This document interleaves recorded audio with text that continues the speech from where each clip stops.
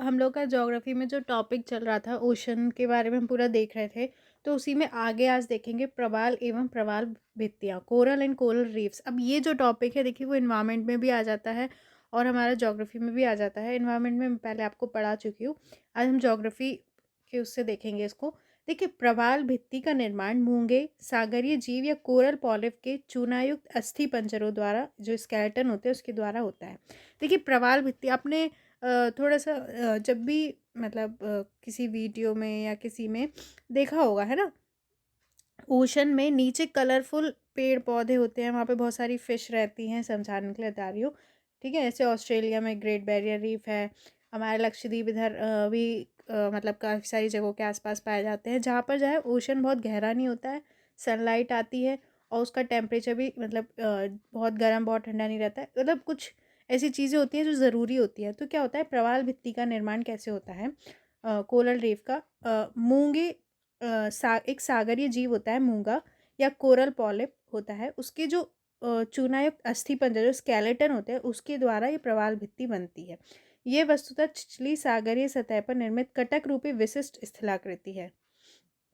ये क्या है, मतलब जहाँ पे मतलब कम गहराई होती है उस सतह पर, ठीक है, कटक रूपी विशिष्ट स्थलाकृति है, एक शेप बनता है। अधिकांश प्रवाल भित्तियाँ संकरे महाद्वीपीय मग्न तटीय क्षेत्रों में पाई जाती हैं। जो कोरल रीफ्स है वो क्या है, जहाँ पे मतलब बहुत ज़्यादा, मैं आपको बताया, गहरी नहीं होता है, संकरे महाद्वीपीय मग्न तटीय, मतलब जो तट होता है, जो मग्न तट होता है, मतलब आपको स्टार्टिंग में मैंने पढ़ाया था, है ना, ये सारी चीज़ें जो ओशन पे जो भी स्थलाकृतियाँ बनती है वो सारी पढ़ाई थी। तो मतलब जहाँ पे देखिए धीरे-धीरे गहराई होना स्टार्ट होती है, तो जहाँ पर बहुत ज़्यादा गहराई नहीं होती वहाँ पर, ठीक है, संकरे महाद्वीपीय मग्न तटीय क्षेत्रों में ये प्रवाल भित्तियाँ होती है। इनका समुद्र वर्ती ढाल तीव्र जबकि तटीय ढाल मंद होता है। जो समुद्रवर्ती ढाल होता है वो तीव्र होता है और तटीय ढाल मंद होता है। इसमें कैल्शियम कार्बोनेट की प्रचुरता होती है, ठीक है। मैंने आपको ये बताया कि ये कैसे बनते हैं प्रवाल भित्ति। जो मूंगा या कोरल पॉलिप होता है उसका जो स्केलेटन होता है चूनायुक्त, ठीक है, उससे। तो इसमें क्या है, कैल्शियम कार्बोनेट होता है। प्रवालों को सामुद्रिक वर्षावन, rain forest of the oceans भी कहते हैं। अब देखिए, जहाँ पर भी ये कोरल्स होते हैं या कोरल रीफ्स होती हैं, ठीक है, यहाँ पर क्या होता है, मतलब बहुत ज़्यादा वैरायटी के आपको, मतलब ओशन के अंदर बहुत ज़्यादा वैरायटी के आपको फिशेस दिखेंगी, बहुत ज़्यादा वैरायटी के पौधे दिखेंगे, तो इसलिए रेन फॉरेस्ट ऑफ ओशन कहते हैं। यहाँ पे सबसे ज़्यादा बायोडाइवर्सिटी आपको दिखेगी। विकास के लिए आवश्यक दशा, अब क्या ज़रूरी दशा होती हैं कोरल्स? अब देखिए, कोरल्स बहुत मर रहे हैं इस वक्त, ठीक है, और जबकि मैं आपको यही भी बताया कि वो मतलब एक तरीके से फॉरेस्ट समझ लीजिए ओशन के, ठीक है, अब वो मर रहे हैं, लेकिन इनके लिए कुछ स्पेसिफिक दशाएं होनी चाहिए कि इन्हीं में वो जीवित रह सकते हैं। प्रवाल को जीवित रहने के लिए उच्च तापक्रम की आवश्यकता होती है, मतलब हाई टेम्परेचर चाहिए। अतः प्रवाल मुख्य रूप से ऐसे उष्ण कटिबंधीय महासागरों में पाए जाते हैं जिनका तापमान 20 से 21 डिग्री सेल्सियस से कम नहीं होता है, मतलब इनको हल्का गर्म सा पानी चाहिए। तो जो उष्ण कटिबंधीय महासागर होते हैं वहीं पाए जाते हैं, ठीक है, इक्वेटर के आसपास। जहाँ पे ठंड वाला होगा वहाँ नहीं आपको मिलेंगे ये। जो उष्ण कटिबंधीय महासागर होते हैं जिनका टेम्परेचर 20 से 21 डिग्री सेल्सियस होता है, उससे मतलब कम नहीं होता, वहाँ ये होते हैं प्रवाल। ये अति उष्ण या शीतल जल में नहीं पनपते, या तो बहुत गर्म पानी या बहुत ठंडे पानी में नहीं होते। अतः महाद्वीपों के पश्चिमी तट के पास जहाँ ठंडी जलधाराएं प्रभावित होती है, प्रवालों का विकास समांतर नहीं होता। अभी मैंने आपको जलधाराएं पढ़ाई थी, है ना, तो पश्चिमी तट पर क्या होता है, महाद्वीपों के कॉन्टिनेंट्स के वेस्ट साइड में क्या होता है, ठंडी जलधारा होती है, ठीक है, जो ओशन करंट होती है वो ठंडी होती है, जिससे वहाँ पे प्रवाल नहीं होते हैं ज़्यादातर। प्रवालों के विकास के लिए अवसाद मुक्त जल आवश्यक है। अब ये नहीं जैसे नदी आती है जाके समुद्र में मिलती है तो उसके साथ बहुत सारी मिट्टी विट्टी अवसाद आता है, तो वो नहीं, अवसाद मुक्त जल आवश्यक है, क्योंकि अवसाद युक्त जल से प्रवालों के मुख बंद हो जाते हैं, क्योंकि अगर अवसाद आ रहा है तो प्रवालों के जो मुंह होंगे वो बंद हो जाएंगे, जिससे प्रवाल मर जाते हैं, मतलब उस प्रवालों के मुंह बंद होंगे तो प्रवाल मर जाते हैं। पूर्णतः स्वच्छ जल भी हानिकारक होता है क्योंकि इसमें पोषक तत्वों की कमी रहती है। बहुत ज़्यादा साफ पानी भी नहीं, क्योंकि उसमें क्या है, पोषक तत्व नहीं होंगे, न्यूट्रिएंट्स नहीं होंगे, इसलिए नदियों के मुहाने पर विकसित नहीं होते हैं, ठीक है। मतलब ये नदियाँ जहाँ पे ओशन में मिलती हैं वहाँ पर ये नहीं होते हैं। प्रवालों का विकास समानतः 30 फैदम 180 फीट की गहराई तक होता है, तो मतलब बहुत ज़्यादा गहराई भी नहीं, मतलब 30 फैदम तक ये प्रवाल मिलते हैं, जहाँ सूर्य का प्रकाश पर्याप्त मात्रा में पहुँचता है। मैंने आपको बताया था, जहाँ सनलाइट पहुँचती है, मतलब क्या क्या चीज़ें ज़रूरी होती है, ठीक है, टेम्परेचर 20-21 डिग्री होना चाहिए, ठीक है, अवसाद नहीं होने चाहिए, ये सब मैंने आपको बताया। बहुत ज़्यादा साफ़ पानी, न्यूट्रिएंट्स बहुत मतलब बहुत न्यूट्रिएंट्स की कमी नहीं होनी चाहिए, है ना। गहराई और मतलब सनलाइट पहुंचनी चाहिए। प्रवालों के विकास के लिए अत्यधिक सागरीय लवणता हानिकारक है। अब बहुत ज़्यादा सैलिनिटी भी नहीं होनी चाहिए। अब सागर ओशन का पानी तो बहुत ज़्यादा नमकीन होता है, तो बहुत ज़्यादा लवणता हानिकारक होता है, हानिकारक होती है इनके लिए। प्रवालों के विकास के लिए औसत सागरीय लवणता 27 से 30 होनी चाहिए, ठीक है। तो 27 से 30 होनी चाहिए जो ओशन की लवणता है। प्रवाल भित्तियों का विकास सागर में अधिक होता है क्योंकि सागरीय तरंगों और धाराओं के द्वारा प्रवालों को भोजन प्राप्त होता है, ठीक है। तो ओशन में ज़्यादा होती हैं कोरल रीफ्स, क्योंकि क्या है, वहाँ पे जो करेंट चलती है उनसे क्या है, भोजन प्रवालों को फूड मिलता है, भोजन मिलता है। धाराएं प्रवालों के आकार का भी निर्धारण करती हैं। अब धाराओं से उनका आकार भी डिसाइड होता है। अंतर सागरीय चबूतरा प्रवाल विकास के लिए आवश्यक होता है। तो मतलब जहाँ पे सागर स्टार्ट होता है, थोड़ी सी गहराई स्टार्ट होती है 30 फैथम तक, वहाँ पे इनका विकास होता है, ठीक है। प्रवाल भित्तियाँ मुख्यतः 3 प्रकार की होती हैं। 3 टाइप्स की होती हैं प्रवाल भित्तियाँ। एक होती है तटीय प्रवाल भित्ति, फ्रिंजिंग रीफ। तटीय प्रवाल भित्ति का विकास महाद्वीप या द्वीप के किनारे होता है। तो देखिए, तटीय नाम से समझ में आ रही है, यानी तट के पास। तो इसका विकास महाद्वीप या द्वीप के किनारे होता है। स्थल के मुख्य भाग या प्रवाल भित्ति के मध्य छिछले लैगून का विकास होता है, जिसे वोट चैनल कहते हैं। तो जो स्थल का मतलब मेन पार्ट होता है और प्रवाल भित्ति के बीच का जो पार्ट होता है, ठीक है, उसमें क्या होता है, लैगून का विकास होता है, लैगून, जिसे वोट चैनल भी बोलते हैं। तटीय प्रवाल भित्ति का समुद्रवर्ती ढाल तीर तथा धरातल ऊबड़ खाबड़ होता है, ठीक है। इसका समुद्री जो ढाल होता है वो तीर होता है और धरातल ऊबड़ खाबड़ होता है। सोसाइटी द्वीप समूह दक्षिणी फ्लोरिडा तट है। मन्नार की खाड़ी के निकट रामेश्वरम में तटीय प्रवाल भित्तियाँ पाई जाती हैं, तट के पास पाई जाती हैं। तो ये यहाँ यहाँ पे पाई जाती है, कुछ एग्जाम्पल हैं। दूसरी होती है अवरोधक प्रवाल भित्ति, बैरियर रीफ, ठीक। अवरोधक प्रवाल भित्ति का निर्माण सागरीय तट से दूर किंतु समानांतर होता है। देखिए, वो तो तट के पास थोड़ा सा होती है, ये क्या है, तट से थोड़ा दूर होती है, उनके समानांतर होती हैं।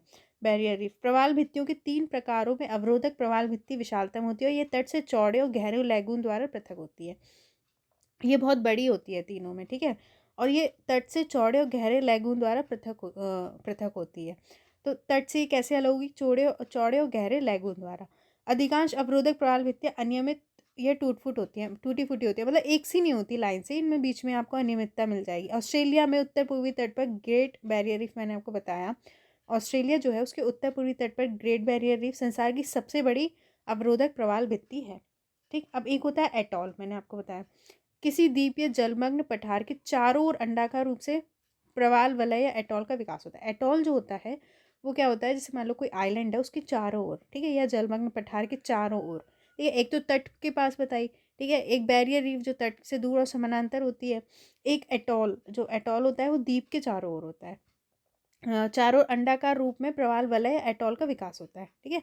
एग के शेप में चारों ओर इसके, किसी आइलैंड के या जलमग्न पठार के चारों ओर, मतलब एक वलय, एक मतलब एक रिंग की तरह एटॉल का विकास होता है। एटॉल के बाहरी किनारे तीव्र ढाल वाले होते हैं। इसके जो बाहरी किनारे होते हैं वो काफ़ी तीव्र ढाल होता है उनमें। ये भित्तियाँ गहरे जलमग्न चबूतरों से दूर स्थित होती हैं, ठीक है। फिजी एटॉल, एलिस द्वीप में फुराफुटी एटॉल इसके प्रसिद्ध उदाहरण है। तो कुछ एग्जाम्पल है, याद कर लीजिए। फिजी एटॉल है, एलिस द्वीप है। लक्षद्वीप समूह में भी अनेक एटॉल पाए जाते हैं। जो हमारा लक्षद्वीप समूह है उसमें भी बहुत सारे एटॉल मिलते हैं। अब प्रवाल विरंजन, कोरल ब्लीचिंग, इस पर बहुत आंसर क्वेश्चन मतलब आते हैं। देखिए, कोरल ब्लीचिंग हो रही है, वो सफ़ेद पड़ रहा है क्योंकि क्या हो रहा है, ग्लोबल वार्मिंग हो रही है, ओशन का पानी बहुत गर्म हो रहा है, जिससे क्या है, कोरल्स मर रहे हैं। तो देखिए, प्रवाल पर निर्भर रहने वाले रंगीन जूजेंथले शैवाल जब पर्यावरणीय घटकों के नकारात्मक प्रभाव के कारण उनके ऊपर से हट जाते हैं। देखिए, क्या होता है ना, प्रवाल के ऊपर एक जीव पाया जाता है, रंगीन जूजेंथली शैवाल पाया जाता है, ठीक है। तो जब वो क्या होता है कि प्रवाल के ऊपर से ही शैवाल हट जाता है, जूजेंथले, तो मतलब नकारात्मक कुछ पर्यावरणीय प्रभाव होते हैं उनके कारण, उनके ऊपर से हट जाता है, तो प्रवाल अपने वास्तविक सफ़ेद रंग में आ जाते हैं। मतलब एक तरीके से समझ लीजिए उनका कलर चला गया, वो वाइट कलर में आ गया। इसे ही प्रवाल विरंजन कहते हैं। कोरल ब्लीचिंग, ब्लीच होता है तो कोई चीज़ सफ़ेद हो जाती है ना, उससे याद रखिए प्रवाल वाइट हो जाते हैं। यह क्यों होता है, प्रकाश की तीव्रता बढ़ने से, अर्थात ग्लोबल वार्मिंग से जूजेंथले प्रकाश संश्लेषण की अपनी दर को अत्यधिक तीव्र कर देते हैं, जिससे प्रवाल के ऊतकों में ऑक्सीजन खतरनाक स्तर तक बढ़ जाती है। इसे संतुलित करने के लिए या तो प्रवाल जूजेंथले को अपने शरीर से निकाल देते हैं या जूजेंथले खुद अपने रंगीन क्लोरोफिल की मात्रा को कम कर देते हैं। देखिए, क्या होता है ना, बहुत ज़्यादा ग्लोबल वार्मिंग बढ़ रही है, गर्मी बढ़ रही है, ठीक है, जिससे क्या होता है, जो जूजेंथले जो उसके ऊपर शैवाल रहती है प्रवाल के ऊपर, वो अपना मतलब फोटोसिंथेसिस बहुत ज़्यादा बढ़ा देती है, जिससे क्या है, प्रवाल जो होते हैं उनके जो टिश्यूज़ होते हैं उनमें ऑक्सीजन बहुत ज़्यादा बढ़ जाती है। तो क्या होता है, वो कहते हैं हटो, ठीक है। तो उससे क्या होता है, वो प्रतिसंतुलित करने के लिए या तो ज़ूज़ैंथले को अपने ऊपर से हटा देते हैं, ज़ूज़ैंथले खुद अपना उनका जो रंगीन क्लोरोफिल होता है उसको कम कर देते हैं। दोनों स्थिति में प्रवालों में पोषक तत्वों की कमी हो जाती है, तो उससे उनमें न्यूट्रिएंट्स की कमी हो जाती है और वे अपने वास्तविक रंग यानी सफ़ेद दिखने लगते हैं, तो अपने वाइट कलर में आ जाते हैं। इसे ही प्रवाल विरंजन कहते हैं, ठीक है, इसे कहते हैं प्रवाल विरंजन। प्रवालों के इस तरह से बड़ी संख्या में मरने से उन पर आश्रित अनेक जीव जंतु का जीवन खतरे में आ जाता है। और प्रवाल में क्या है, बहुत कलरफुल फिश रहती हैं, बहुत सारी चीज़ें रहती हैं, तो जो भी उन पे आश्रित जीव हैं वो उनकी भी जीवन खतरे में आ जाता है। अब कोई अगर जंगल में जानवर रह रहे हैं, अगर जंगल के पेड़ नष्ट हो जाएँ तो जानवर भी कहाँ रहेंगे। इसी तरीके से प्रवाल के ख़त्म होने से वहाँ के आसपास उन पे डिपेंड जो जीव जंतु होते हैं, जो उन्हें भोजन और आश्रय मिल रहा है, वो भी खतरे में आ जाते हैं और पारिस्थितिकी तंत्र असंतुलित हो जाता है, ठीक है, हमारा इकोसिस्टम वहाँ का बिगड़ जाता है, क्योंकि समुद्री पारितंत्र में प्रवाल एक की स्टोन प्रजाति मानी जाती है। की स्टोन प्रजाति मैंने आपको पहले भी मतलब पढ़ा, ये सारी चीज़ें मैं आपको खूब पढ़ा चुकी हूँ। एनवायरनमेंट में पढ़ाया था की स्टोन प्रजाति, जो मेन प्रजाति होती है, जो सबको बैलेंस करके रखती है, वो की स्टोन प्रजाति। तो प्रवाल एक की स्टोन प्रजाति है, क्योंकि सब उस पर निर्भर हैं। तो उसको प्रवाल को क्या है, कीस्टोन प्रजाति माना जाता है। प्रवाल विरंजन के अन्य कारणों में है कोरल खनन, ठीक है, कोरल का खनन किया जा रहा है। मछली पकड़ने की अवैज्ञानिक पद्धति, ऐसे मछली पकड़ रहे हैं कि मतलब कोरल्स भी मरते जा रहे हैं। अवसादों में वृद्धि, अल नीनो, ठीक है, अल नीनो भी मैंने आपको ज्योग्राफी में पढ़ाया हुआ है। अब सारे वीडियोस देखिए तो आपके कॉन्सेप्ट्स क्लियर हो जाएंगे। भारी वर्षा और बाढ़ होती है या विवर्तनिक उत्थान, ठीक है, इन सब के कारण भी प्रवाल विरंजन हो रहा है और कोरल्स बहुत स्पीड से मर रहे हैं। ग्लोबल वार्मिंग बहुत ज़्यादा हो रहा है, लोग समझते नहीं हैं, उनको लग रहा है कि कुछ नहीं हो रहा है, लेकिन हो रहा है, बहुत कुछ हो रहा है। आगे देख के है इसके बहुत ख़राब परिणाम होंगे, जो एनवायरनमेंट चेंज हो रहा है। और सही बात है, कोई कंट्री को समझती नहीं है तो फिर क्या होगा, यही तो होगा। लेकिन हाँ, हम अपने इंडिविजुअली उस जो जो कर सकते हैं हम सबको करना चाहिए, ठीक है। तो ये एक्स्ट्रा ज्ञान दे दिया मैंने आपको। तो ये हमारा कोरल्स, इन पे मैंने एनवायरनमेंट में भी बहुत डिटेल में पढ़ा है। आप वो वीडियो भी कोरल्स वाले देख सकते हैं, कोरल ब्लीचिंग वाले, तो आपको और समझ में आ जाएगा। इसमें मैंने आपको ज्योग्राफी के हिसाब से पढ़ाया है। तो आगे का हम नेक्स्ट वीडियो में देखेंगे। पसंद आया तो please like, comment and share, subscribe also. Thank you.